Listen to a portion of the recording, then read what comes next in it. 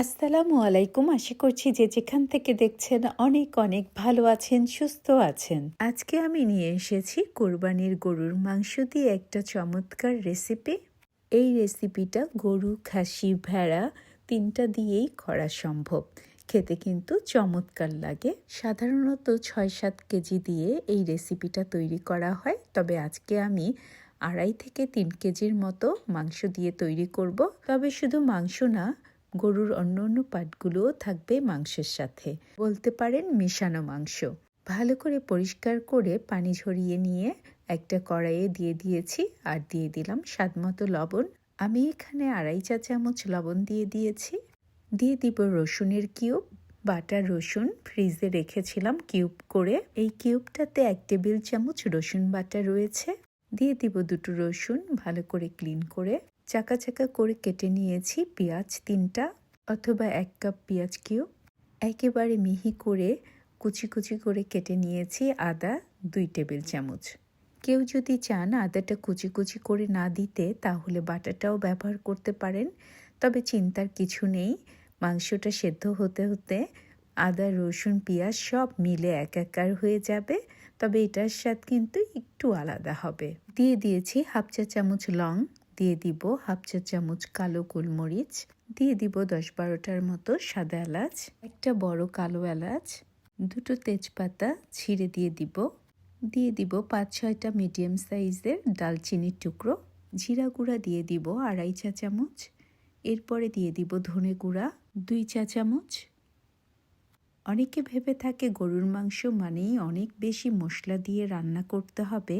আসলে কিন্তু তা না। আমি যেভাবে রান্না করছি ঠিক এভাবেই রান্না করে একবার দেখবেন, খেতে কিন্তু অসম্ভব মজার হবে।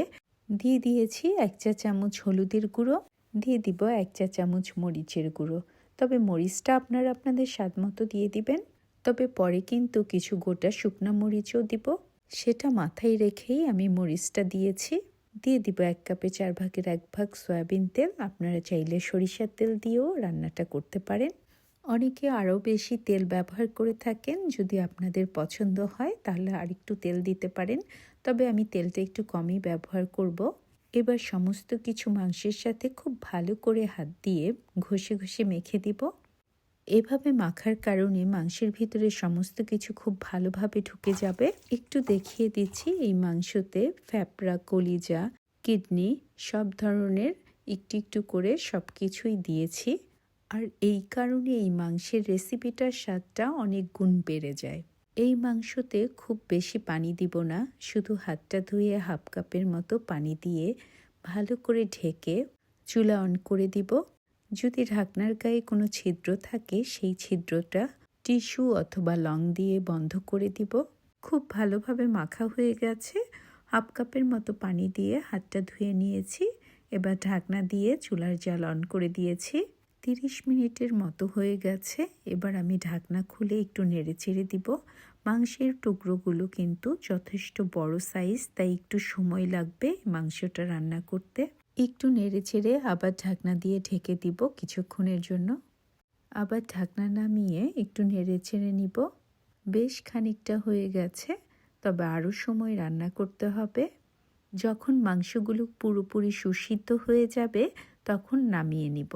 মাংসের এই রেসিপিটা রান্না করার জন্য বারবার ঢাকনা খুলে নাড়াচাড়া করতে হবে না, 2 থেকে 3 বার নাড়াচাড়া করে নিলেই হয়ে যাবে। মাংসগুলো পুরোপুরি সুসিদ্ধ হয়ে গেছে। যেহেতু মাংসগুলো খুবই ফ্রেশ, তাই খুব অল্প সময়ে মাংসগুলো পুরোপুরি সুন্দরভাবে সেদ্ধ হয়ে গেছে। এবার নামিয়ে নিয়ে চুলায় দিয়ে দিব আরেকটা কড়াই। এই কড়াইটা গরম হওয়ার পরে দিয়ে দিব 6-7টা শুকনো মরিচ। ঝালটা আমি আমার স্বাদ মতোই দিয়ে দিলাম। আপনারা আপনাদের স্বাদ মতো একটু বেশি অথবা কম দিতে পারেন। দিয়ে দিব একটা বড় সাইজের পেঁয়াজ কুচি। আমি যেহেতু মাংস মাখানোর সময় পরিমাণ মতো রসুন দিয়ে দিয়েছি, তাই আর এখন রসুন দিলাম না। তবে কেউ চাইলে হাফ রসুন মাখানোর সময় আর হাফ রসুন এখন কুচি করে দিয়ে দিতে পারেন। শুকনো মরিচটা খুব ভালোভাবে ভাজা হওয়ার পরে পেঁয়াজ কুচিটা দিয়েছিলাম। এতে করে মাংসের স্বাদটা অনেক গুণ বেড়ে যাবে। যখন পেঁয়াজের কালারটা বেরেস্তার মতো হয়ে আসবে, এই পর্যায়ে দিয়ে দিব আগে থেকে রান্না করা সেই মাংসগুলো। পেঁয়াজ ভাজাটা কতটা ভাজা হবে সেটা মুখে বলে বোঝানো সম্ভব না, তাই দেখেই বুঝে নিতে হবে। এভাবে তেলানি দেওয়ার কারণেই এই মাংসের স্বাদটা অনেক গুণ বেড়ে যাবে, খেতে কিন্তু দুর্দান্ত হবে। কেউ চাইলে এইভাবে অল্প গ্রেভি রেখেও রান্না করতে পারেন, আবার চাইলে ভুনা করেও রান্না করে নিতে পারেন। তবে আমি একটু হালকা গ্রেভি রেখে দেব। এরপরে 5 মিনিটের মতো জাল করে নিব আর সমস্ত কিছু মিশিয়ে দিব মাংসের সাথে। এতে করে দারুণ একটা স্বাদ পাওয়া যাবে মাংস থেকে। মেশানো হয়ে গেছে খুব ভালোভাবে। এবার ঢাকনা দিয়ে খুবই নিভু নিভু জালে রেখে দেব 2 মিনিটের মতো। 2 মিনিট হয়ে গেছে, মাংস পুরোপুরি রেডি। আর কোনো রকমই গরম মশলা অথবা ভাজা জিরার গুঁড়া দেওয়ার প্রয়োজন নেই, এমনিতেই এটার স্বাদ দুর্দান্ত হবে। তৈরি হয়ে গেল অসম্ভব স্বাদে ভরা গরুর মাংসের রেসিপি। যদি আমার এই চমৎকার মজার লোভনীয় একেবারে ভিন্ন স্বাদের গরুর মাংসের রেসিপিটা আপনাদের ভালো লাগে, তবে অবশ্যই একটা লাইক, কমেন্ট অ্যান্ড সাবস্ক্রাইব করে আমার পাশে থাকবেন।